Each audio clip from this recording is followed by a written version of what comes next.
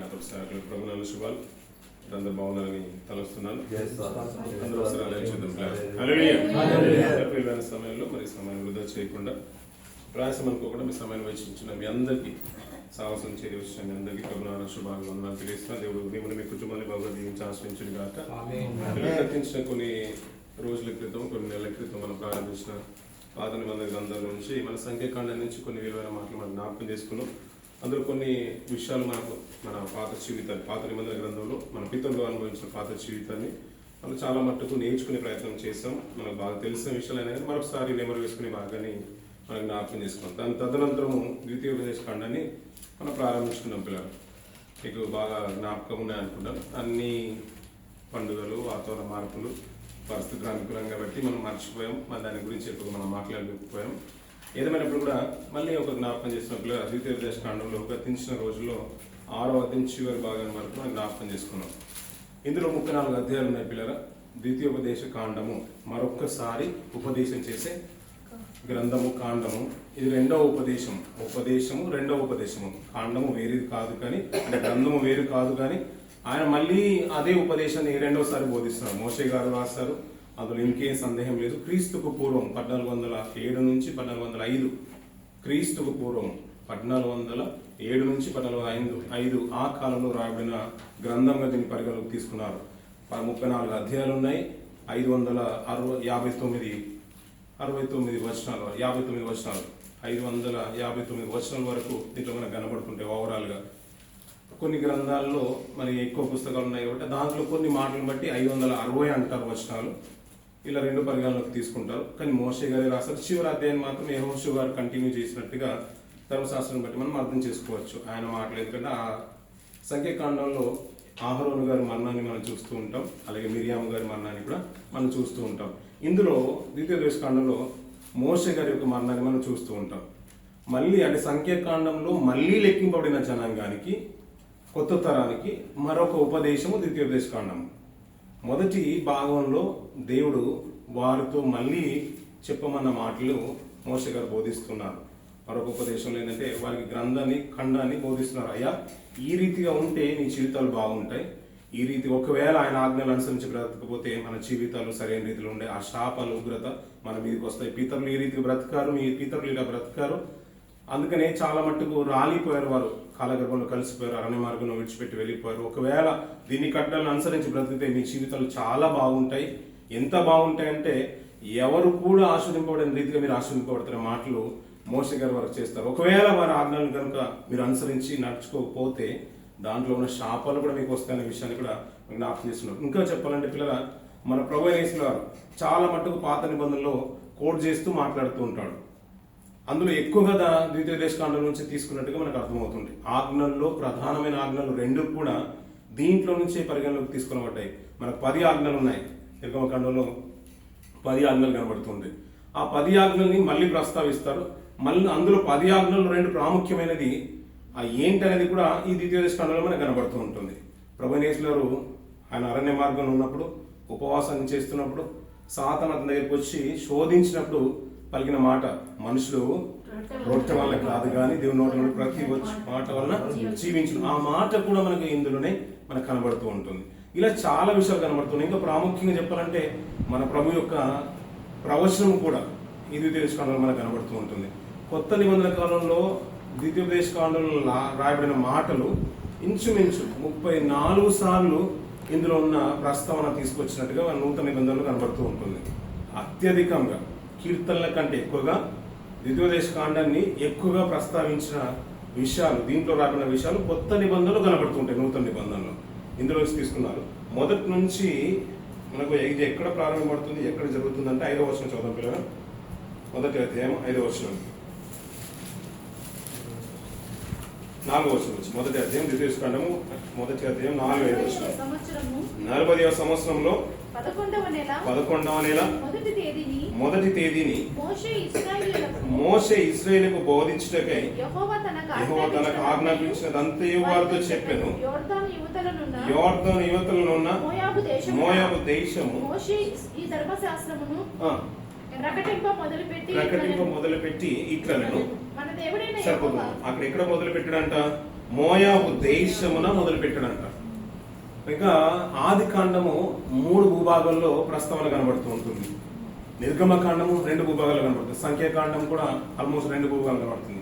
ఇది ద్వితీయోపదేశకాండం కూడా 2 భూభాగాల్లో మనకు ఎక్కువగా ప్రస్తావన కనబడుతుంది. ఇప్పుడు ఏంటంటే అరణ్య మార్గం వెళ్తున్నప్పుడు మోయాబు సరిహద్దు రాగానే ఈ ప్రస్తావన ఎక్కువ కనబడుతూ ఉంటుంది.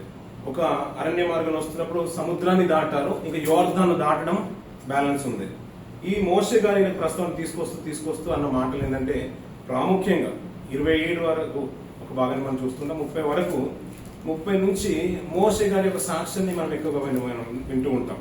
నేను వెళ్ళిపోతున్నాను, ఆయన ఒక టెస్టిమోనీ షేర్ చేసుకున్నాడని మనకు కనబడుతుంది. కానీ ఇక్కడ విలువైన మాటలు ఏంటంటే పిల్లరా, మొదటి 4 అధ్యాయాల్లో అరణ్య మార్గంలో వారు సంచలన ప్రయాణ పద్ధతిని, వారు ఎదుర్కొన్న స్థితిగతులను 4వ అధ్యాయంలో చెప్తూ ఉంటాడు. మొదటి నుంచి 4 అధ్యాయంలో ఆ జనరేషన్ కి తెలియజేస్తుంటాడు. 5వ అధ్యాయంలో ప్రాముఖ్యంగా మనకు కనబడే మాటలు ఏంటంటే ఆజ్ఞలు కనబడుతున్నాయి, 10 ఆజ్ఞలు కనబడుతున్నాయి.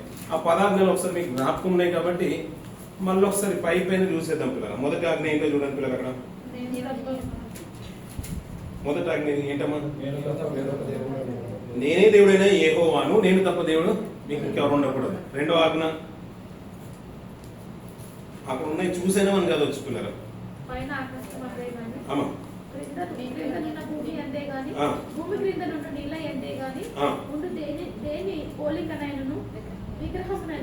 చేసుకోకూడదు, వాడిని నమస్కరింపకూడదు, పూజింపకూడదు. రోషం గల దేవుడు అన్నమాట. అలాగే 11వ వర్షం నీ దేవుడని యెహోవాను వ్యర్థంగా ఉచ్చరింపకూడదు. 12వ వర్షం నీ దేవుడని యెహోవాకు విశ్రాంతి దినాన్ని శ్రద్ధగా ఆచరించాలి. అలాగే కిందికి వచ్చిన తర్వాత 10వ వర్షం నీ దేవుడైన యెహోవా నీకు అనుగ్రహించే దేశంలో దీర్ఘాయుష్మంతుడగునై క్షేమం కలుగునట్లు నీ తండ్రిని సన్మానించుము. నరహత్య చేయకూడదు, వ్యభిచరింపకూడదు, దొంగిలింపవద్దు, పొగరువాని మీద అబద్ధ సాక్ష్యము పలకకూడదు అనే మాటలు మనకి ఎక్కువ కనబడుతూ ఉంటాయి. ఇందులో ఆజ్ఞల ప్రస్తావన తీసుకురావడమే కాకుండా దేవుని స్వరం వింటే ఏ రీతిగా ఉంటుంది. పాత నిబంధన కాలంలో దేవుని స్వరం వినడం చాలా అరుదు. వింటే మనం చనిపోతాం అనే ఒక భయం అనేది ఇశ్రాయేల్లో ఉంది. అందుకనే చాలా మంది భయపడ్డారు. అందుకని మోషే గారు ఎందుకు బాగా హైలైట్ అయిన కారణం ఏంటంటే దేవుడు ఆయనతో మాట్లాడినా కూడా ఆయన చావలేదు.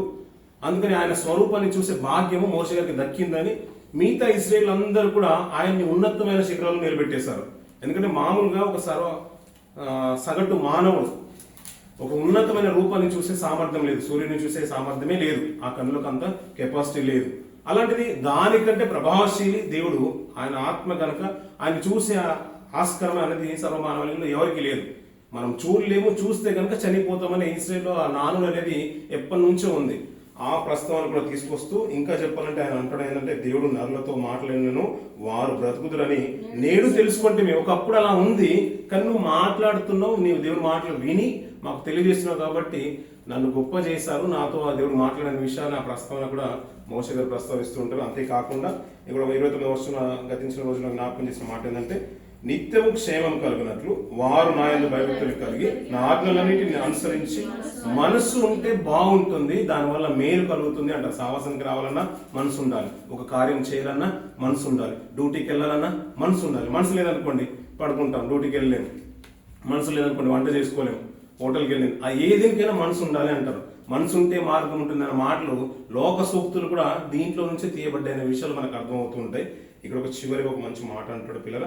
ఆ మాట చూడండి పిల్లలు. అయితే నీవు ఇక్కడ నా యొద్ద నిలిచి ఉండము, నీవు వారికి బోధింపవలసిన ధర్మాన్నంతటిని అనగా కట్టలను విధులను నీతో చెప్పెదను. వారు స్వాధీనపరుచుకున్నట్లు నేను వారికి ఇచ్చిన దేశమందు వారు అలాగూ ప్రవర్తింపవలను. కాబట్టి మీరు కీడుకే గాని ఎడమకే గాని తిరగక మీ దేవుని యెహోవా ఆజ్ఞాపించినట్లు జాగ్రత్తగా చేయము. మీరు స్వాధీనపరుచుకున్న దేశంలో మీరు జీవించుచు మేలు కలిగి దీర్ఘాయుష్మంతులగునట్లు మీ దేవుడైన యెహోవా మీకు ఆజ్ఞాపించే మార్గం అంతట్లో నడుచుకోవాలంట. మనం దీర్ఘాయుష్మంతులు అవ్వాలంటే దేవుడు మనం ఇచ్చిన ఆయుష్కాలం, అందుకని ప్రతిసారి జ్ఞాపకం చేసిన పిల్లలు దేవుడు అన్యాయస్తుడు కానే కాదు. నిన్ను ఉన్నతంగా చూసి నన్ను తక్కువ చేసే మనిషి కాదు, నన్ను ఎక్కువ చూసి నిన్ను తక్కువ చేసే మనిషి కానే కాదు.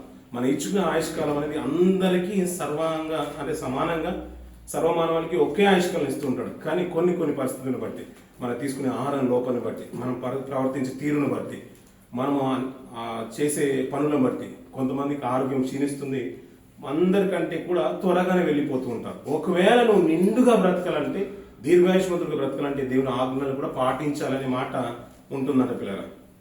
ఆ మాట కూడా చెప్తున్న మాట ఏంటంటే, మీరు దీర్ఘాయుష్మంతులు అవ్వాలంటే దేవుడు ఇచ్చే మాటల్ని గైకొనాలనే మాట ఇశ్రాయేలుకు మోషే గారు తెలియజేస్తున్నారు. 6వ అధ్యాయము గతించిన దినంలో విన్నాం. నీ జీవిత దినములన్నిటిను గైకొనుచు నువ్వు దీర్ఘాయుష్మంతుడు అగినట్లు మీరు స్వాధీనపరుచుకున్నటకు ఏరు దాటి వెళ్ళుచున్న దేశమందు మీరు జరుపుకున్నటకు మీకు బోధింపవలనని మీ దేవుడైన యెహోవా ఆజ్ఞాపించిన ధర్మమంతయు అనగా కట్టడలను విధులు ఇవే అంటున్నాడు. పిల్లలు మన ప్రతిసారి జన్మదినం జరుపుకున్నప్పుడు ఈ కిందున్న వచనం ప్రతిసారి జ్ఞాపకం చేసుకుంటాం. మనం సర్వసాధారణంగా కూర్చున్నప్పుడు మాట్లాడుకుంటాం. పడుకునే ముందు అమ్మగారు కానీ నాన్నమ్మ గారు కానీ డాడీ కానీ కథలు చెప్తూ ఉంటారు. పడుకున్నప్పుడు కానీ లేచినప్పుడు కానీ కూర్చున్నప్పుడు కానీ మనం ఏంటంటే ఈ పిల్లలకు నేర్పించాలంట. మీ పితరులకు మీ తల్లిదండ్రులకు ఈ మాటలు నేను బోధ చేశాను, వారు మీకు బోధించలేరు, అందుకనే ఇప్పుడు మీకు ఏమీ తెలియకుండా ఉంది కాబట్టి మళ్ళీ బోధించాల్సిన పరిస్థితి వచ్చింది. ఇప్పుడు నెక్స్ట్ జనరేషన్ ఎలా ఉండాలంటే, మీరు వెళ్తున్నారు కాబట్టి మీరు నడిచినప్పుడు కూడా మీ పిల్లలకు బోధించండి, మీరు కూర్చున్నప్పుడు కూడా మీ పిల్లలకు బోధించండి. వాటిని బాసికల్గా మీరు కట్టుకునే మాట ఎక్కువ మనం వింటున్న మాటలు పిల్లలు. ఈ మాటల గురించి ప్రస్తావిస్తూ చివరికి ఒక మాట అంటాడు, దేవుడు రోషం గల దేవుడు, ఆయన యెహోవా దృష్టికి యథార్థమైనది ఉత్తమైనది మీరు చేయాలంటాడు. కిందికి చివరిగా 24-25 వర్షాలు గతించిన దినాల్లో మనం జ్ఞాపకం చేసుకున్నాం. మనం నిత్యము మేలు కలుగుతాయి. మనలను బ్రతికించినట్లు మన దేవుడైన యెహోవాకు భయపడి ఈ కట్టడలన్నిటిని గైకొనవలని మనకు ఆజ్ఞాపించెను. మన దేవుడైన యెహోవా మనకు ఆజ్ఞాపించినట్లు ఆయన సన్నిధిని ఈ సమస్తమైన ఆజ్ఞలను అనుసరించి మనము నడుచుకున్నప్పుడు మనకు నీతి కలుగుతుందంట. మీరు ప్రార్థనకు ప్రతిసారి వస్తున్నారు అనుకోండి పిల్లలు, మీ పక్కన ఉన్న వారు అన్నిలే ఉన్నారు అనుకోండి, వారు అనుకుంటారు చాలా సార్లు చూస్తాను ఇతను ప్రతి సండే వెళ్తాడు చర్చ్కి, బైబిల్ పట్టుకుంటాడు, నీట్గా డ్రెస్ వేసుకుంటాడు, వైట్ అండ్ వైట్లో వెళ్తాడు అని మన గురించి ప్రేజ్ చేయడం స్టార్ట్ చేస్తారు. ఆటోమేటిక్ ఏంటంటే అది మన జీవితాలు కూడా మేలు చేకూర్చబడుతుంది. మన స్థితిగతులు దేవుని కట్టలను అనుసరించి బ్రతుకుతున్నప్పుడు బయటి వారి దగ్గర కూడా మన కీర్తి అనేది ఉన్నతంగా పెరిగిపోతుంది. వీరు అలాంటి వారు కాదండి, వారు సినిమాకి రారు, అలాంటి వారు కాదండి, అలాంటి సావాసాలకు వెళ్ళరు, వీళ్ళు చర్చ్కి వెళ్తారు, క్రిస్టియన్స్ అండి, నీతిమంతులండి, పరిశుద్ధులని మాట ఆటోమేటిక్గా వారి దగ్గర నుంచి మనము పొగడబడుతూ ఉంటాం. ఇలాంటివి జరుగుతూ ఉంటాయి. అదంట మనకు నీతి కలుగునంట. అబ్రహాం గారు దేవుని నమ్మారు, అది అలా కలిగిందంట. అలాంటి నీతి మనకు కలగాలంటేనంట కట్టలను అనుసరించి ఆజ్ఞలను అనుసరించి మనం నడుచుకున్నప్పుడు అంట మనకు కూడా నీతి కలుగుతుందంట పిల్లరా. ఆ నీతి ఏంటో అంటున్నారు పిల్లరా. ఆ నీతి అంట మన ప్రభువైన యేసు సాక్షాత్తు నోవాహు నీతిని ప్రకటించనంట. నీతిని ఏం ప్రకటిస్తాడు పిల్లరా? ఆ నామం యెహోవాను నామం అని ధరించిన వాడు అంటాడు కీర్తన భాగంలో. దేవుడు అంట యెహోవా అనే నామాన్ని ధరించడంట. ఆమెన్ అనువాడు అనే మాట మనం వింటూ ఉంటాం, అవును కదండి. ఆయనకు చాలా నామాలు ఉన్నాయి, అందులో నీతి అనేది కూడా ఆయన క్యారెక్టర్. అది ఆ క్యారెక్టర్ని ప్రకటించాడు. దేవుడు ఇలాంటి వాడండి, ఇంత గొప్పోడు, అంతటి ఉన్నతమైన దేవుడు ఈ ప్రపంచం మీదకి ఉగ్రత తీసుకుని రాబోతున్నాడు. ఒకవేళ ఆయన విశ్వాసం వస్తే మీ జీవితాలు బాగుపడతాయి, మీరు రక్షింపబడతారని ఒక నీతిని ప్రకటించాడు. ఆ నీతి మనకు కలగాలంటున్నట ధర్మశాస్త్రం ఆజ్ఞలు మీరు పాటించిందని ఇజ్రాయేలు మోషే గారు తెలియజేస్తున్నారు. 7వ అధ్యాయం మనం ప్రారంభిద్దాం పిల్లలు. నువ్వు స్వాధీనపరుచుకున్నావు అనగా సంఖ్యకులు బలమునకు నిన్ను మించిన ఎత్తీలు, దీర్ఘాయుషులు, అమోరీలు, కనానీలు, పెర్చీలు, హెవీలు, యెబూసీలు 7 జనములను నీ ఎదుట నుండి వెళ్ళగొట్టిన తర్వాత సరిపోతుంది పిల్లలు. ఇప్పుడు మాట ఏంటంటే పిల్లరా, అక్కడ 7 జాతుల వారు ఉన్నారంట. వారి అక్రమం సంపూర్తి అయింది అనే మాట మనకు తెలుస్తుంది, ఎందుకంటే దేవుడు వారిని వెళ్ళగొడుతున్నాడు కాబట్టి. అబ్రాహాం గారితో చేసిన వాగ్దానం ఏంటంటే అమోరీయుల యొక్క అక్రమం సంపూర్తి కాలేదు. అక్కడ అమోరీయులే మాత్రమే లేదు, 7 జాతుల వారు ఉన్నారు. వారి 7 జాతుల పేర్లు మనం లెక్కించినప్పుడు అక్కడక్కడ కనిపించదు 7 జాతుల వారి పేరు. ఇక్కడ ప్రస్తావన మనం మిగతా గ్రంథాలు కూడా నిర్గమకాండంలో లెక్కినా కూడా 7 జాతుల పేర్లు కనిపించవు. అక్కడ 5-6 పేర్లే కనబడుతుంటాయి. ఇక్కడ 7 జాతుల వారి పేర్లు తెలియజేస్తున్నారు. వీరికి మాట ఏంటంటే సంఖ్య కంట బలము కూడా మనల్ని మించిన వారంట. ఇశ్రాయేలును మించిన వారు ఆ 7 జాతుల వారు, సంఖ్యకును బలమునకు మించిన వారు ఇశ్రాయేలు. అలా అని ఇంకొక మంచి మాట అంటాడు పిల్లల. 6వ వర్షం చూడ పిల్లల.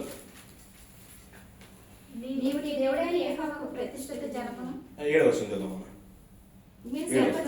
మీరు సర్వజనుల కంటే విస్తార జనమని యెహోవా మిమ్మును ప్రేమించి ఆ మాట చూడ పిల్లల. సర్వజనుల కంటే విస్తార జనమని యెహోవా మిమ్మును ప్రేమించి మిమ్మును ఏర్పరచుకొనలేదు, సమస్త జనముల కంటే మీరు లెక్కకు తక్కువే, బలము కూడా తక్కువే, సంఖ్య కూడా తక్కువే. ప్రపంచ మానవాళితో పోల్చుకుంటే ఇశ్రాయేలు జనాభా చాలా తక్కువ. అయినా కూడా నేను ప్రేమించిందని, అంటే నేను ఎందుకు ఏర్పరచుకున్నానంటే అంత ముందు కారణం ఏంటంటే అక్కడ పైన ఉన్న మాటలు చెప్తుంటారు చూడండి పిల్లలు. నీ దేవుడైన యెహోవాకు ప్రతిష్ఠిత జనము, నీ దేవుడైన యెహోవా భూమి మీద ఉన్న సమస్త జనముల కంటే నిన్ను ఎక్కువగా ఎంచి నిన్ను తనకు స్వకీయ జనముగా ఏర్పరచుకొనెను అంటాడు. కిందికి మాట చూద్దాం పిల్లలు. అయితే యెహోవా మిమ్మల్ని ప్రేమించువాడు గనుక తాను మీ తండ్రులకు చేసిన ప్రమాణము నెరవేర్చువాడు గనుక అంటున్నాడు పిల్లలు. ఎందుకంటే మీకంటే ముందున్న వారిని దేవుడు ప్రేమించాడు, వారికి ఒక వాగ్దానం చేశాడు, ఆ వాగ్దానం నెరవేర్చాలి కాబట్టి మిమ్మల్ని ఏర్పాటు చేసుకున్నాడు అంతే. అబ్రహాం గారికి వాగ్దానం చేశాడు దేవుడు, ఆయన ఉన్నతంగా దేవుడి కొరకు నమ్మి బ్రతకడు కాబట్టి ఆయనకు ఒక వాగ్దానం చేశాడు, ఆ వాగ్దానాన్ని సఫలం చేయాలి కాబట్టి ఇశ్రాయేలుని దేవుడు ప్రేమిస్తున్నాడు అంతే కదండి. ఇప్పుడు మనం మనల్ని గొప్పగా ప్రేమిస్తున్నాడు అందుకని భూమి ఆకాశం నిలిచిందని కాదు. నా మాట అర్థమవుతుందండి. ఇప్పుడు మనం వారు వచ్చినప్పుడు మన మీదకి ఏమి రాలేదంటే మన మీద మంచోళ్ళమని మన మీదకి రాలేదని కాదు కదా పిల్లలు. ఇంకా ప్రపంచము, మన భారతదేశం, లోకం అంతా కూడా నిలిచిందంటే దేవుడు ఒక వాగ్దానం చేశాడు. నేను వచ్చే వరకు ఏంటంటే సువార్త సర్వజనులకు ప్రకటింపబడాలి. నేను వచ్చిన తర్వాత ఏంటంటే ఆయనకి ఇష్టమైన జనాంగాన్ని, ఒక వధువు సంఘాన్ని, సార్వత్రిక సంఘాన్ని నేను తీసుకుని వెళ్తాను. అంతవరకు ఈ వాగ్దానం నిలిచి ఉంటుంది. ఎవరిని కూడా దేవుడు అన్యాయంగా చంపడం దేవునికి ఇష్టము కాదు. అది అంతా కూడా నేను అన్యాయస్తులను తన క్రియలంట మార్చుకొని ఆయన రక్షణ పొందడమే దేవునికి ఇష్టమైన క్రియనంట. ఆయన అబ్రహాం గారికి వాగ్దానం చేశాడు, ఆ వాగ్దానాన్ని సఫలం చేయాలి కాబట్టి ఇశ్రాయేలు నడిపిస్తున్నాడు అంతే. ఆ అరణ్య మార్గంలో మోషే మీద తిరగబడిన జనాంగం అంతా కూడా మనకు బాగా తెలుసు. మిరియాము ఆహారంలను వారి మీదకి ఎగబడి మీరేంటి ప్రత్యేకమైన సమూహం, మీరేనా గొప్ప, మేము ఒక సంఘం ఏర్పాటు చేసుకుంటాము, తిరిగి వెళ్ళడానికి ఒక సంఘం ఏర్పాటు చేసుకున్నారు వాళ్ళు ఇక్కడ నుంచి వెళ్ళిపోవడానికి, ఆ ఐగుప్తు బానిసత్వంలో వెళ్ళిపోవడానికి. అంటే వీరేదో మంచి క్యారెక్టర్ ఉన్నాను ఇశ్రాయేలు దేవుడు ఏర్పరచుకోలేదు. ఉద్దేశం ఏంటంటే వీరికంటే ముందుగా వారి తండ్రులను దేవుడు ప్రేమించాడు, అబ్రహాం గారిని ప్రేమించాడు, ఇస్సాకు గారిని ప్రేమించాడు, యాకోబుని ప్రేమించాడు కాబట్టి ఇశ్రాయేలు నడిపిస్తున్నాడు. అందుకనే సంఖ్యకు తక్కువే, బలముకు తక్కువే, సమస్త మానవాళ్ళని చూసినా కూడా ఇశ్రాయేలు చాలా తక్కువే. మీరు ఆలోచించండి పిల్లరా, ఇప్పుడు జరుగుతున్న హత్యలు కానీ, ఇంకా అణ్వాయుధాలు కానీ, యుద్ధ వాతావరణం కానీ, ఇశ్రాయేలు చేసిన వాతావరణం కానీ దేవుడికి ఇష్టమైన క్రియలు కాదు. ప్రభు వచ్చి వెళ్ళిన తర్వాత దేవుడు ప్రేమ స్వరూపి అంట. ఆయనను కొడితేనే ఇంకొక అంటే మారు మాట మాట్లాడలేదు, ఆయన కొట్టు అని ఇంకొక చెంప చూపమన్నాడు. అలాంటిది నియమాలు ప్రభు వచ్చిన తర్వాత మార్పులోకి వచ్చేసాయి. అందుకని ఇవన్నీ కూడా ఇష్టమైన క్రియలు కాదు. మనం దూషణ మాట్లాడడం కానీ, ఒకరిని చంపడం కానీ, ఇంకొక దేశాన్ని నాశనం చేయడం కానీ, ఇంకొక అన్యుల్ని ఒక పరాయివాన్ని మనకు మాట అనడం కానీ ప్రభుకి ఇష్టమైన కార్యాలు కాదు. అయినా నిల్చుందంటే కారణం ఏంటంటే మనకంటే పితరులు ముందున్న వారిని దేవుడు వారిని ప్రేమించాడు కాబట్టి. యెహోవా మిమ్మల్ని ప్రేమించువాడు గనుక తాను ప్రమాణము నెరవేర్చువాడు గనుకను యెహోవా బాహుబలం చేత మిమ్మల్ని రప్పించి దాసుల గృహంలో నుండి ఐగుప్తు రాజున ఫరో చేతిలో నుండి మిమ్మల్ని విడిపించను. ఎందుకంట తాను చేసిన వాగ్దానాన్ని నెరవేర్చడానికి వారు ఆయన బాహుబలాన్ని చూపి నడిపిస్తున్నాడంట. ఎందుకంటే కాబట్టి నీ దేవుడని యెహోవా తానే దేవుడనియు అక్కడ మార్చిన పిల్ల తన్ను ప్రేమించి తన ఆజ్ఞలను అనుసరించి నడుచుకుని వారికి తన నిబంధనను స్థిరపరచువాడును, 1000 తరముల వరకు కృప చూపువాడును, నమ్మదగిన దేవుడనియు తన్ను ద్వేషించు వారిలో ప్రతివాన్ని బహిరంగంగా నశింపచేయుటకు వానికి దండన విధించువాడని నువ్వు తెలుసుకున్న వాళ్ళకి. ఒకవేళ ప్రేమిస్తానంట ఆయన మహాకనికరం ఎంత ఉంటుందంట, 1000 తరముల వరకు ఉంటుందంట పిల్లలు. కొన్ని వందల తరాలు గడిచిపోయిన తర్వాత అబ్రహాం గారిని చేసిన వాగ్దానాన్ని జ్ఞాపకం చేసుకుని నడిపిస్తున్నాడు. అక్కడ ఎప్పుడైతే తప్పుడు మార్గాన్ని ఎన్నుకున్నారో, ఒక ప్రతిమను చేసుకొని దూడని చేసుకొని సాగిలపడి నమస్కరిస్తున్నారో, ఆర్భాటిస్తున్నారో, మోషతో అన్న మాట ఏంటంటే వారిని నాశనం చేస్తానన్నాడు దేవుడు. అయ్యా నీ బిడ్డలకు నువ్వు చేసిన వాగ్దానాన్ని జ్ఞాపకం చేసుకో. ఒకవేళ ఆ దాసుల గృహం నుంచి వచ్చావు కదా, నువ్వు వారిని నడిపిస్తావని చెప్పావు, అరణ్య మార్గాన్ని నువ్వు వారిని కూల్ చేస్తే వారు చెడుగా మాట్లాడుకుంటారేమో నీ గురించి, వాటిని జ్ఞాపకం చేసుకోమని మోషే గారి ప్రస్తావన తీసుకొస్తూ ఉంటారు.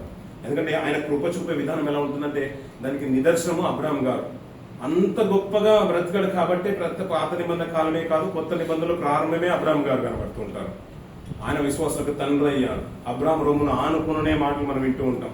అలాంటి ఒక ఉన్నతమైన స్థాయి ఎందుకు ఇచ్చాడంటే అంత ఉన్నతంగా బ్రతికాడు కాబట్టి. ఆధారం లేని స్థితిగతుల్లో ప్రభువు నమ్ముకున్నాడు కాబట్టి ఆయనను ఒక మాదిరిగా పెట్టేశాడు. ఆయనను బట్టి ఆశీర్వదిస్తున్నాడు. ఇప్పుడు దావీదును బట్టి యూదా గోత్రం ఆశీర్వపడ్డది, అవునా కాదండి? సొలొమోను గొప్పడని కాదు, సొలొమోను జ్ఞానవంతుడైన తర్వాత దుర్నీతి స్థితిగతులకు వెళ్ళిపోయిన మన స్థితిగతులు మనకు బాగా తెలుసు. అతని తర్వాత వచ్చిన రెహబాము ఎలాంటి కూడా మనకు తెలుసు. ఆ స్థితిగతులు ఆ రాజుల కాలంలో చూస్తుంటే ఎవరంత నీతి పనులు అయినా ఎందుకు నేను దీపం ఉండనిచ్చాడంటే దావీదును బట్టి. వీరు ఇశ్రాయేలు ఎందుకు నడిపిస్తున్నారంటే అబ్రాహామును బట్టి, ఇస్సాకును బట్టి, యాకోబును బట్టి. ఎందుకంటే అలాంటి స్థితిగతుల్లో మీరు అప్పుడప్పుడు అంటారు పిల్లలు, మనం బుధవారం రోజున మనం అపోస్తల కార్యమైన ధ్యానం చేస్తున్నాం. అప్పుడు అన్నిటి ఒక ఆయన కనబడుతుంటారు. ఇటాలీ పటాలమనంలో ఒక బెటాలియన్ కర్నూలు కనబడతారు, కొన్నేళ్ళు కనబడుతుంటారు. ఆ ప్రస్తావన ఎందుకు ఉందో మీరు ఆలోచించారు ఎప్పుడైనా పిల్లలు? ఎందుకంటే మీరు ఆలోచించండి, రోమా ప్రభుత్వము సంఘానికి వ్యతిరేకంగా ఛార్జ్ తీసుకుంటుంది, అంటే వారిని చెరసలో పెడుతుంది, హింసిస్తుంది. అదే బెటాలియన్లో పనిచేసే కొర్నేలు దేవుని ఎందుకు లక్ష్యం ఇస్తున్నాడంట. అంత ప్రపంచం అంతా, అంటే దేశం అంతా, రాజ్యం అంతా క్రైస్తవులకు వ్యతిరేకంగా నిలబడుతుంటే అదే రాజ్యంలో పనిచేసే ఒక అధికారి ప్రభువుని నమ్ముకోవడానికి సిద్ధంగా ఉన్నాడు. ఎంతో ఆశ్చర్యం అనిపించలేదు పిల్లలు? అలాంటి ఒక అప్పుడప్పుడు జరుగుతూ ఉంటాయి, ఒక అద్భుతాలలాగా జరుగుతూ ఉంటాయి, ఆశ్చర్యంగా జరుగుతుంటాయి. ఎవరు నమ్ముకోవట్లేదు, సంఘానికి వ్యతిరేకంగా ఉంది, రాళ్ళు రువి కొడుతున్నారు, చంపేస్తున్నారు, సంఘాన్ని హింసిస్తున్నారు, వీళ్ళు తీసుకెళ్లి జైల్లో పెడుతున్నారు. అలాంటప్పుడు ఒక ఆయన నీతిమంతుడిగా ఉండి ధర్మ కార్యాలు చేస్తున్నారంటే ఎంత గొప్ప విషయం పిల్లలు అది. అందుకనే ఆ రోజులలో జనాంగం అంతా పాడైపోతుంటే, అక్రమం విస్తరించిపోతుంటే అబ్రాహాము దేవుడి కొరకు నిలబడుతున్నాడు, ఒక్క మాట కొరకు నిలబడ్డాడు. యాకోబు అలాగే నిలబడ్డాడు, ఇస్సాకు అలాగే నిలబడ్డాడు. వారికి చేసిన వాగ్దానాన్ని బట్టి ఇశ్రాయేలుని ఈ రోజు నడిపిస్తున్నాడు దేవుడు. అయ్యా, ఒకవేళ ఆయన మాటలు కృపగల దేవుడు, ఎంత కృపగల దేవుడు అంటే 1000 తరముల కృప చూపేవాడు. ఒకవేళ నువ్వు ఆజ్ఞలను అనుసరించి బ్రతికితేనే కృప చూపేవాడు. కృప చూపకపోతే దేవుడు నిన్ను నాశనం చేయడానికి కూడా సాహసించే విషయంలో ఇంకేమీ ఆశక్తి లేదు. అది ఎంతటికైనా దేవుడు తెగిస్తారనే విషయం మనకు అర్థం అవ్వాలి. చివరిగా ఆ మాటలు మాట్లాడుతూ పిల్లగా 8వ అధ్యాయంకి వచ్చేస్తున్న పిల్లగా మిగతా భాగాన్ని మనం చూద్దాం. 8వ అధ్యాయంలో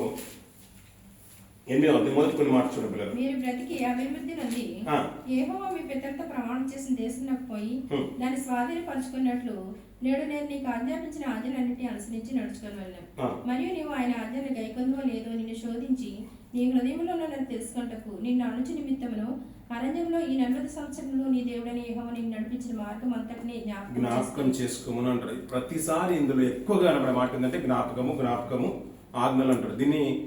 దీనికి రెండవ ఉపదేశం ద్వితీయోపదేశకాండం ఎలాగైతే డ్యూటరోనమీ ఎలాగైతే అంటామో జ్ఞాపకాల పుస్తకం అని కూడా అంటారంట పిల్లలు. ఎందుకంటే ఇజ్రాయిల్లో ఆ రీతిగానే జ్ఞాపకం చేసుకునే వాళ్ళంట. ఎందుకంటే ప్రతి ఒక్క నిబంధనను మళ్ళీ జ్ఞాపకం చేశారు కాబట్టి ఇందులో మీరు జ్ఞాపకం ఉంచుకోవాలంటాడు. అలా జ్ఞాపకం ఉంచుకోవాల్సిన మాట ఆహారం వలనే గాక యెహోవా సెలవిచ్చిన ప్రతి మాట వలన నరులు బ్రతుకుదురని నీకు తెలిసేటకు ఆయన నిన్ను అణచి నీకు ఆకలి కలుగజేసి నీవే గాని నీ పితరులే గాని ఎన్నడెరగని మన్నాతో నిన్ను పోషించను. మీరు ఆలోచించిన పిల్లలు బాగా ఆకలి ఉందనుకోండి, అప్పుడు శ్రేష్టమైనది ఎవరైనా పెడితే గుర్తుంటుందా? మామూలుగా తినేది కాదు, శ్రేష్టమైనది పెట్టారనుకోండి గుర్తుంటుంది. అందుకనే నీ దేవుడైన యెహోవా స్థితి ఏంటో, ఆయన స్థాయి ఏంటో మనం తెలుసుకున్నట్లంట 40 సంవత్సరాలు అరణ్య మార్గం నడిపించేసాడంట. బాగా ఆకలి కలుగజేసి నీవు గాని నీ పితరులు గాని, అబ్రాహాము గారు గాని, అతనున్న ముందున్న జనరేషన్ గాని, నోహు తరము గాని, యాకోబు తరం గాని, ఇస్సాకు తరం గాని మీ పితరులు ఎన్నడూ ఎరగని మన్నాతో వారిని పోషించేశారంట. వారు గొప్ప స్థితి కలిగినందున వారు ఆశీర్వదింపడలేదు పిల్లరా, అంటే వారు తృప్తి పడలేదు వారి జీవితంలో. ఎందుకంటే గుడారాల్లో ఉన్నారు, శ్రేష్టమైంది పొందుకోలేరు. పరవాసులు ఉన్నారు కాబట్టి ఈ రోజు ఇక్కడ డేరేసారు, కొన్ని రోజులకు మళ్ళీ అయ్యా ఇక్కడ నుంచి వెళ్ళిపోవాలి కానీ కరువు రాగానే మళ్ళీ ఇంకొక ప్రాంతానికి వెళ్ళిపోయేవారు. వారి జీవితాలు అలాగే ఉన్నాయి. యాకోబు సుఖపడ్డట్టుగా కనిపించింది మనకు చరిత్రలో. యాకోబు గారు సుఖపడ్డట్టు కనిపించింది పిల్లలు. అన్నను మోసం చేసిన పరుగున వెళ్ళిపోయాడు. మళ్ళీ అక్కడ మామ నా మీద మోసం, అంటే ఇలాంటి ప్రక్రియ బాగలేదు మామ దగ్గర, నాకు మోసపోతున్నాను ఉద్దేశంతో మళ్ళీ పరిగెత్తుకుని వస్తున్నాడు. వచ్చే ప్రయాణంలో కూడా భయమే, అన్న ఎక్కడ నన్ను చంపిస్తారని. సుఖపడినట్టుగా మనకు అనిపించింది. అందుకనే ఆయన అన్న మాట ఏంటంటే నేను బ్రతుకు దినాలు చాలా తక్కువ, నేను యాత్ర చేసిన దినాలే ఎక్కువ అంటూ ఉంటాడు. అందులో యాత్ర చేసిన దినాలు చాలా తక్కువ అంటాడు. ఇలా మాట్లాడుతున్న మాటలు మనకు కనబడుతుంది. వీరు ఉన్నతంగా బ్రతకరు కాబట్టి దేవుని కొరకు, వారి స్థితిగతులు బాగున్నాయి కాబట్టి వీరు మునుపు ఎన్నడెరగని మన్నాతో పోషింపబడ్డారంట. కింది కొన్ని మాట్లాడతారు పిల్లల. 7వ వచనం నీ దేవుడైన యెహోవా నిన్ను మంచి దేశంలో ప్రవేశపెట్టును. అది నీటి వాగులను, లోయల్లో నుండి, కొండల్లో నుండి పారు ఓటలను, అగాధ చరణం గల దేశము. అది గోధుమలు, యవలు, ద్రాక్ష చెట్లు, అంజూరపు చెట్లు, దానిమ్మ పండ్లు గల దేశము. ఒలివను నీవు తేనియు గల దేశము, కరువు అనుకోనకుండా నీవు ఆహారం తినే దేశము. కరువు అనుకోనకుండా నీవు ఆహారం తినగల దేశము. అందులో నీకు ఏ లోపం ఉండదు. అది ఇనుప రాళ్ళ గల దేశము. దాని కొండల్లో నీవు రాగి త్రవ్వి తీయవచ్చును. నీవు తిని తృప్తి పొంది నీ దేవుడైన యెహోవా నీకు ఇచ్చిన మంచి దేశం బట్టి ఆయనను స్తుతింపవలెను. సరిపోతుంది పిల్లలు. పైన మాటలంతా కూడా చెప్తుంటారు. 40 సంవత్సరాలు నీ కాలు వాయలేదు, చెప్పులు అరిగిపోలేదు, వస్త్రము పాత గిల్లలేదు మాట మనం ఎక్కువ ఉంటాం. నిజంగా చెప్పాలంటే ఏ రోజు అరణ్యమార్గం ఇన్ని 40 సంవత్సరాలు గడిచి వెళ్ళిపోయారు కదా. మనం దేవుడు సర్పాన్ని పంపించినట్టు కనబడుతూ ఉంటుంది. భూమి తెరచి వారిని కోరవు దాకా అభిప్రాయం యొక్క బృందాన్ని మింగివేసినట్టు కనబడుతూ ఉంటుంది. కానీ ఏ రోజు సింహం వచ్చినట్టు కనిపించలేదు.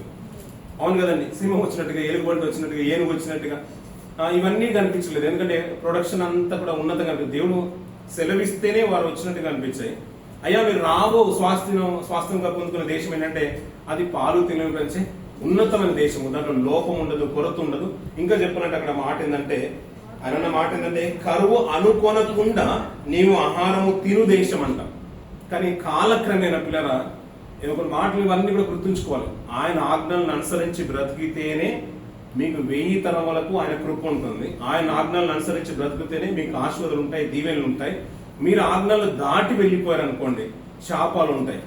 ఈ అదే యెరూషలేములో, అదే పాలు తేనెలు ప్రపంచ దేశంలో కరువు వచ్చిన స్థితిగతులు ఉన్నాయండి. ఎప్పుడన్నా వచ్చాయండి? వీరు పాలు తేనెలు ప్రపంచ దేశానికి వెళ్ళిపోయిన తర్వాత కరువులు వచ్చాయండి ఎప్పుడన్నా? వారు మళ్ళీ బానిసత్వంలోకి వెళ్ళిపోయారు. పలుమార్లు బానిసత్వంలోకి వెళ్ళిపోయారు. అవునా కాదా? ఇంకా చెప్పాలంటే మన రూతు గ్రంథం బాగా సుపరిచితం. ఆమె ఎక్కడి నుంచి వచ్చిందంట? బెత్లెహేము నుంచి వచ్చిందంట. అక్కడ కరువు వచ్చితే నయోమి గారు తన భర్తను తన పిల్లల్ని తీసుకుని మోయాబు ప్రాంతంలో వచ్చిందంట. అంటే ఏమైపోయిందంటే దేశంలో దేవుని ఆజ్ఞలను అనుసరించే విధానం అనేది మార్పు వచ్చేసింది. వారు ఆజ్ఞలను అంతగా అనుసరించి బ్రతకట్లేదు కాబట్టి ఆ దేశంలో కరువు అనేది లేని దేశంలో కరువు వచ్చేసిందంట. అక్కడికి వెళ్ళిన తర్వాత నువ్వు తిని తృప్తి పొంది నీ దేవుడైన యెహోవా మీకు ఇచ్చిన దేశంను బట్టి ఆయనను స్తుతింపాలంట. ఎందుకు స్తుతింపాలంటే ఇక్కడ ఒక మంచి మాట ఉంటుంది పిల్లరా. నేను చివరిగా ముగించే ప్రయత్నం చేస్తున్నాను. 5వ వచనం నుంచి కొన్ని మాటలు చూద్దాం పిల్లలు. నిన్ను అణుచుటకును శోధించుటకును నిన్ను పోషించెను. అయితే మీరు మా సామర్థ్యము మా బాహుబలము ఇంత భాగ్యము మాకు కలుగజేసనేని అనుకొందురేమో అంటాడు. ఇంకా కిందికమ్మా 18వ వచనం. కాగా జ్ఞాపకం చేసుకున్న వాళ్ళను ఏలైనగా తాను మీ పితరులతో ప్రమాణం చేసినట్లు తన నిబంధనను నేటి వల్ల స్థాపించాలని. అక్కడ మంచి మాట చూడండి పిల్లలు. ఇప్పుడు ఇది నేటి తరానికి కూడా ఉపయోగపడే మాట. మీరు మనం అంట భాగ్యము సంపాదించుకున్నటకై మనకు సామర్థ్యం కలగజేవాడు ఆయనే నాన్న. ఏమన్నా మీరు ఆలోచించండి పిల్లరా. ఆ వారు ఒక తీరు ఏంటంటే మీరు వెళ్ళిపోయిన తర్వాత తృప్తి గల దేశము మీరు సంతృప్తి పొందిన తర్వాత దేవుణ్ణి స్తుతి చేయాలంట. దేవుడు ఇచ్చిన కట్టడలో మంచి కట్టడే కదా, ఎందుకంటే సమస్తం సమకూర్చేవాడు ఆయన కాబట్టి. అయ్యా మీరు ఆ దేశం ఎంత రమ్యమైన దేశం అంటే అది ఉన్నతమైన దేశము, మీరు కరువు అనేది కానరాదు. అలా తృప్తిగా భుజించిన తర్వాత దేవుని స్తుతించడానికి ఆజ్ఞించాడు. అలా ఆజ్ఞించిన తర్వాత కిందికి 16వ వచనం మనం చదువుకున్న మాట ఏంటంటే, మా సామర్థ్యము మా బాహుబలము ఇంత భాగ్యము కలుగజేసినని అందురేమో. అందుకని మీరు జాగ్రత్తగా ఉండండి. ఎందుకంటే అరణ్య మార్గంలో వచ్చినప్పుడు మీ సామర్థ్యం కాదు మిమ్మల్ని నడిపించింది, మిమ్మల్ని పోషించింది మీ సామర్థ్యం కాదు, మీకు ఆహారాన్ని సమకూర్చింది మీ గొప్పతనం కానే కాదు. మీ బాహుబలం ఎక్కువైపోయి మీరు సంపాదించుకోలేదు. మిమ్మల్ని పోషించువాడు మీ దేవుడైన యెహోవా అనే విషయం మర్చిపోవద్దు. మీరు భాగ్యము సంపాదించుకున్నట్టుకై మీకు సామర్థ్యం కలగచేవాడు ఆయనే. ప్రపంచం గుర్తిరగాల్సిన విషయం కూడా అదే విషయం పిల్లలు. మనం గుర్తిరగాల్సిన విషయం కూడా అదే. మనకు సామర్థ్యం కలిగేవాడు. భాగ్యము సంపాదించుకోవడానికి, మనం డబ్బు సంపాదించుకోవడానికైనా కానీ, ఒక ఉన్నతమైన స్థితి సంపాదించుకోవడానికి కానీ, ఏది సంపాదించుకోవడానికైనా కానీ, మన కుటుంబాన్ని పోషించుకోవడానికి కానీ, మన పిల్లలు కలిగి ఉండడానికి కానీ, ఏది సంపాదించుకున్నా కానీ భాగ్యము కలిగేవాడు ఆయన అనే విషయం మనకు గుర్తుండాలి. అది కలిగిన వారంట దేవుడు కృతదాస్తులు చెల్లిస్తారంట.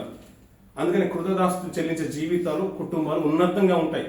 లోటున్నా సంతోషం ఉంటుంది, కొరతున్న అభివృద్ధి ఉంటుంది, దీవెన ఉంటుంది. వారికి కలిగింది కొంచెమే అయినా అనేక మంది ధనవంతుల కంటే కూడా శ్రేష్టంగా జీవిస్తారు క్రైస్తవ జీవితాలు. మీరు చూడండి పిల్లలు, వారి కుటుంబంలో ఉన్న సంతోషం బయట కుటుంబాల్లో కనిపించదు. అందుకనే సామర్థ్యం కలిగజేవాడు ఆయన అంట. అందుకనే కంపెనీలో చాలా మంది ఉంటారు పిల్లలు, కంపెనీలో చాలా మంది ఉంటారు. మీరు మీ కంపెనీలో అందరు ఎంప్లాయీ చూడండి పిల్లలు, అందరూ ధనవంతులు అవ్వలేరు. అందరికి అదే సాలరీ వచ్చినా కొద్దిగా ఎక్కువ తక్కువ వచ్చినా అందరు ధనవంతులు అవ్వలేరు. అందరూ స్కూల్కి వెళ్తారు, అందరూ స్టడీ చేసి వచ్చిన వాళ్ళు. అందరం కలెక్టర్లు అవ్వలేము. అందరూ అయిపోయామంటే ఐఏఎస్ ఆఫీసర్లు అవ్వలేదు కదండి. డాక్టర్లు అందరూ అయిపోయారా? అవ్వలేరు. అలాగే అందరూ రాణులు అయిపోయారా? అవ్వలేరు. అందరూ ప్రైమ్ మినిస్టర్ కూడా అవ్వలేరు.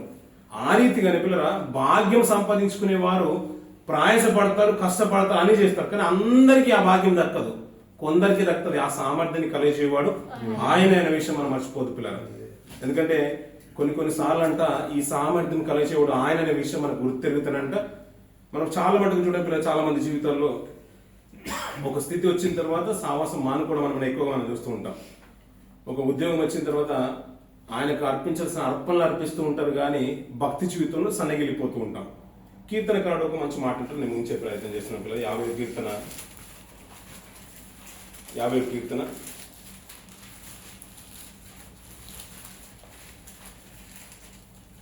8-11 వరకు 14 వరకు. నీ దహన బలు నిత్యము నా ఎదుట కనబడుచున్నవి. నీ ఇంట నుండి కోడెనైనను నీ మందల నుండి పొట్టేళ్లను నీ తీసుకొనను. అడవి మృగములన్నీ వేయి కొండల మీద పశువులన్నీ నావే కదా. కొండలలోని పక్షులన్నింటినీ నేను ఎరుగుదును. పొలములోని పశువాదులు నా వశమైనవి. లోకంలో దాని పరిపూర్ణతయు నావే. నేను ఆకలి కొనను మీతో చెప్పను. వృషభముల మాంసము నేను తిందునా, నేను త్రాగుదునా. దేవునికి స్తుతియాగము చేయము, మహోన్నతునికి నీ మొక్కుబళ్ళు చెల్లి. సరిపోతుంది. ఇవన్నీ ఇచ్చేసాను కదా నీకు. ఒక భాగ్యాన్ని సంపాదించుకునే సామర్థ్యం నేను ఇచ్చేసాను కదా. నీకు పొట్టెళ్ళు ఉన్నాయి, గొర్రెలు ఉన్నాయి, డబ్బు ఉన్నది, అన్ని ఉన్నాయి కదా. ఇవన్నీ ఉన్నప్పుడు ఏంటంటే నీకు దేవునికి కృతదాస్తుతులు చెల్లించు, దేవునికి స్తుతియాగము చేయము, మహోన్నతునికి నీ మొక్కుబళ్ళు చెల్లించుము. దీన్ని బట్టి నేను సంతోషిస్తాను. నేను వృషభముల మాంసం ఏమన్నా తింటానా? నేను ఇచ్చినవే నువ్వు నాకు ఇస్తే నాకేం ప్రయోజనం అంటున్నాడు దేవుడు. అంతే కదండి. లోకమంతా కూడా నాది అంటున్నా, అవన్నీ కూడా నావి. పాత నిబంధన గ్రంథంలో ఇజ్రాయేలుకి ఇచ్చే కట్టడం ఏంటంటే మీ మనసులు నాకు కావాలి, మీ హృదయాలు నాకు కావాలి, నా జ్ఞాపకం మీ హృదయంలో ఉండాలన్నాడు. అదే ప్రస్తావన, జ్ఞాపకం ఉంచుకోండి. ఎందుకంటే మీరు మర్చిపోతే చాలా మట్టుకు అది అపకీర్తి జరుగుతుంది, చాలా మటుకు అన్యాయం జరుగుతుంది అంటారు. పిల్లల లోకంలో బాధను మర్చిపోవడం మంచిదే పిల్లలు, కానీ చాలా మటుకు ఏంటంటే దేవుణ్ణే మర్చిపోయే జీవితాలు చాలా మటుకు కనబడుతూ ఉంటాయి. అందుకని దేవుణ్ణి మాత్రం మేలు చేసిన దేవుణ్ణి మాత్రం మనం మర్చిపోదు పిల్లలు. మన కుటుంబాలు ఏ రీతిగా ఉన్నాయంటే, సామాసంలో మనం ఉన్నామంటే, మనకు ఉన్నతమైన స్థితి ఉందంటే, మన కుటుంబం ఫలిస్తుందంటే, మన సంఘం అభివృద్ధి చెందుతుందంటే, నేను కష్టకాలంలో ఉన్నప్పుడు దేవుడు నన్ను విడుదల ఇచ్చాడు, మేము అరణ్య మార్గంలో నాకు ఆశ్రయం ఇచ్చాడు, నాకు ఆహారం లేక నేను ఆకలితో అలమటిస్తున్నప్పుడు నాకు మన్నాని ఇచ్చాడు, మా పితరులు తినలేని ఆహారాన్ని ఇచ్చి మరి నన్ను పోషించాడు. ఇవన్నీ కనుక నీకు జ్ఞాపకం ఉంటేనంట నువ్వు అక్కడికి వెళ్ళిన తర్వాత నువ్వు స్తుతి చెల్లిస్తావు. ఒకవేళ కనుక నువ్వు స్తుతి చెల్లించకపోతే ఆయన ఒక శాపాలు కూడా మీ మీదకి వస్తాయనే విషయాన్ని దేవుడు ముందుగానే తెలియజేశాడు. వారి తర్వాత ఉన్న జనరేషన్ కాబట్టి మనకు తెలుసు, వారు దేవుని స్తుతించలేరు, వారి కష్టాలని కూడా ఎదుర్కొన్నారనే విషయం మనకు బాగా తెలుసుకున్నారు. అందుకనే ఇవన్నీ కూడా ఏంటంటే మనకు దృష్టాంతాలుగా ఉన్నాయండి. అవును కదండి, ఇవన్నీ కూడా మనకు దృష్టాంతాలుగా ఉన్నాయంట. వాటిని చూసి మనకు పాట నేర్చుకోవాలంట. మనకు ఒక మంచి ఆరోగ్యం ఇచ్చినప్పుడు, మనకు తినడానికి ఆ నోచుకునే భాగ్యం మనకి ఇచ్చినప్పుడు మనం ఏంటంటే పిల్లల దీనికి కృతజ్ఞతాస్తుతులు చెల్లించాలంట, ఆయనకు స్తుతియాగము చెల్లించాలంట. మనస్ఫూర్తిగా మనం ఇచ్చే మిగతాదన్నీ కూడా ఒక ఎత్తు పిల్లల. హృదయపూర్వక సన్నితే చాలా ప్రాముఖ్యం. అందరిలో ఆర్పటించడం వేరు, నీ హృదయమే దేవునికి కావాలి. మనస్ఫూర్తిగా దేవుని కొనియాడాలి పిల్లలు. ఎందుకంటే అన్ని ఇచ్చినా దేవునికి సంతోషం ఉండదు. ఏ రీతిగా అన్ని ఇచ్చినా ఉప్పు అయిపోతే సంతోషం ఉండదో, కూరలా రుచే రీతిగా ఉండదు. నీ హృదయం ఇవ్వకపోతే, నీ మనస్ఫూర్తిగా దేవునికి నువ్వు స్తుతులు చెల్లించకపోతే ఆయన కూడా అంతే బాధపడతాడు. నేను ప్రతిసారి చెప్తుండే పిల్లరా, మన కష్టం వచ్చినప్పుడు పక్కన ఉన్నవారు మనకు సాయం చేసిన వారు కాదు పిల్లరా. నీ వేదనను బాధను తొలగించిన వారు ఎవరు కాదు ఈ లోకంలో, దేవుడే. మనకేంటంటే కొంత మట్టుకు పిల్లరా మన తల్లి మీద ఆధారపడ్డ మనం బాగా తెలుసు. చిన్న ఉన్నప్పుడు తల్లి పక్కన పడుకుంటే మనకు సేద తీరేవారు. ఆ తర్వాత తండ్రి అంటే ధైర్యం పుట్టుకొచ్చింది. కొంతకాలం వచ్చిన తర్వాత అయ్యో బాగా మనం ఎదిగిన తర్వాత నా తల్లి కానీ తండ్రి కానీ నాకేం చేయలేరు, నాకు జ్ఞానం ఎదిగిపోయింది, నేనే సంపాదించుకుని బ్రతకగలుగుతున్న ఒక సామర్థ్యం మనకు వచ్చేసింది. చివరికి అనారోగ్యం క్షీణించినప్పుడు డాక్టర్ మీద ఆధారపడ్డాము మనం బాగా నేర్చుకుంటే పిల్లలు. కొంతకాలానికి పిల్లల తల్లి కానీ తండ్రి కానీ డాక్టర్ కానీ ఈ లోకంలో ఏది కూడా మమ్మల్ని ఆదరించలేదు, మనకు ధైర్యాన్ని పుట్టించలేదు. చివరికి దేవుడే ధైర్యం పిల్లల, మన ఆధారము, ఆశ్రయము, కొండ కోట అన్ని ఆయనే పిల్లల. అది ఎప్పుడు తెలిసి వస్తుందంటే అన్ని ఉన్నప్పుడు తెలిసి రాదు పిల్లల. అందుకనే అది పోగొట్టుకోకన ముందే తెలుసుకుంటే ఇంకా బాగుంటుంది, అంతే కదండి. ఆ ధైర్యం ఆయనందే పుడుతుందంట. అందుకనే యెహోవా యందలి భయం అంట బహు ధైర్యం పుట్టించింది. యెహోవా యందలి భక్తి అంట ఇంకా బహా ధైర్యం పుట్టిస్తుందంట. భయము భక్తి దేంట్లో ఉండాలంట? యెహోవా యందు ఉండాలంట. అది ఉండి అవన్నీ కూడా మన జ్ఞాపకం ఉంటేనట హృదయపూర్వకంగా ఆయన కృతదాస్తులు చెల్లిస్తాం. పిల్లలు ఈ స్థుతి కావాలనుకుంటున్నాడు, నీ హృదయం కావాలనుకుంటున్నాడు మనస్ఫూర్తిగా. అప్పుడప్పుడు ఈ వేదనను శోధన అనుభవించిన జీవితాలు, అందుకనే క్రైస్తవ కుటుంబాలు ఎందుకు ఉన్నతంగా బ్రతుకుతున్నాయి అంటే ఆయన ప్రార్థించే విషయంలో అందరూ మనం తగ్గించుకుని ఎందుకు మొరపెడతామంటే ఆ జ్ఞాపకం మన హృదయంలో ఉంటుంది. ఎందుకంటే నా కష్టకాలం నువ్వే ఆదరించవు తండ్రి. ఇజ్రాయేల్ మర్చిపోయారు పిల్లలు, చాలా మటుకు ఇజ్రాయేల్ మర్చిపోయారు. ఆ కృతజ్ఞత వారి జీవితంలో లేదు, చాలా కుటుంబాలు లేదు. కొందరు కుటుంబాలే ఉన్నతంగా బ్రతకాయి. అది యూదా గోత్రం లాంటి ఒక కుటుంబం, అందులో కొన్ని కుటుంబాలు, అందులో ఉన్న దానియేలు లాంటి కుటుంబం, ఇర్మియా, హెచ్కేల్ ఇలాంటి కొన్ని కుటుంబాల గోత్రాలు బయటకు వచ్చేసాయి. అందరికీ అలాంటి ప్రాప్తి లేదు, ఎందుకంటే జ్ఞాపకం వారి హృదయంలో లేదు. ఆయన స్థితిని మర్చిపోయారు వారు అక్కడ వెళ్ళిపోయిన తర్వాత. అందుకని మనం ఇక్కడ ఉన్నా ఎక్కడున్నా ఇవన్నిటికీ కారణం మాకు సామర్థ్యం కలిగజేవాడు ఆయనే. మరి ఈ భాగ్యాన్ని సంపాదించుకునే కృపనిచ్చిన వాడు ఆయనే, మన బాహుబలం కాదు. కంపెనీలో ఎంతో మంది ఎంప్లాయీలు ఉన్నా మనమే ఇంతవరకు స్థిరంగా ఉన్నామంటే కారణం ఏంటో నువ్వు ఆలోచించు. ఎంతో మంది కుటుంబాలు ఉన్నా అందరిలో, నీ వాడలో, నీ ఊర్లో నీ కుటుంబమేనో ఎందుకు ఉన్నతంగా ఉందో నువ్వు ఆలోచించు. నీ కుటుంబానికి దేవుడికి భాగ్యాన్ని ఎందుకు ఇచ్చడం నువ్వు ఆలోచించు. ఎన్నో కష్టాల నుంచి నేను తప్పించడానికి దేవుడు, మరి ఆ విషయం నేను మర్చిపోకుండా ఎంత స్థుతి చెల్లించాలి పిల్లలు. అందుకని హృదయపూర్వకంగా స్థుతి చెల్లించాలి. ఆ రీతిగా మన ప్రార్థన జీవితాలు ఉండాలి. మేలు మర్చిపోతే మన జీవితాలు చాలా కష్టం పిల్లలు. మనం మర్చిపోయామనుకోండి పిల్లలు, మనం మతి మరపు అనేది మనకు వచ్చింది అనుకోండి, నా భర్త తెలియదు, నా భార్య తెలియదు, నా పిల్లలు ఎవరో మర్చిపోయారు అనుకోండి, జీవితాలు ఎలా ఉంటాయి పిల్లలు? అయోమయంగా ఉంటాయి. అది అంతటిగా హీనం ఏంటంటే దేవుని మర్చిపోయిన జీవితాలు. అందుకని ఇశ్రాయేలు పిల్లలు మరొకసారి మోసే గారి ద్వారా మళ్ళీ జ్ఞాపకం చేస్తున్న ఆ ధర్మశాస్త్రాన్ని మీరు కట్టలను అనుసరించి బ్రతకండి, మీ జీవితాలు బాగుంటాయి. మన జీవితాలు కూడా బాగుండాలంటే పిల్లల ధర్మశాస్త్రం మన హృదయంలో ఉంచుకుందాం, ఆ మాటల ప్రకారం బ్రతుకుదాం. మనకు కూడా సామర్థ్యాన్ని కలిగజేయకూడదు ఆయన అనే విషయాన్ని మనం మర్చిపోకుండా మన జీవితంలో ఆయన మాటలు మనం కొలుగు చేసుకుందాం. ఇటు మాటలు మన ఆత్మ జీవితానికి మేలుకరంగా ఉండాలని కోరుకుంటూ ఈ మాటలు ముగిసిన దేవుడి మాటలు దీవించి ఆశ్రయించిన